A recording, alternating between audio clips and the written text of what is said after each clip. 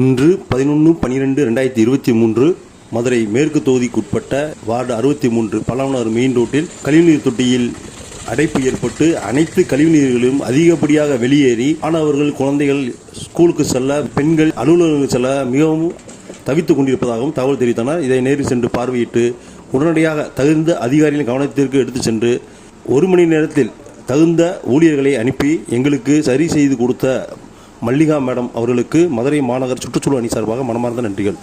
என்றன் முன்னை தீயவினை பயன்கள் இன்னும் மூளாதழிந்திடுதல் வேண்டும். இனி என்னை புதிய உயிராக்கி எனக்கேதும் கவலையறச் செய்து மதி தன்னை மிக தெளிவு செய்து என்றும் சந்தோஷம் கொண்டிருக்கச் செய்வாய். புரிஞ்சதா சாரே?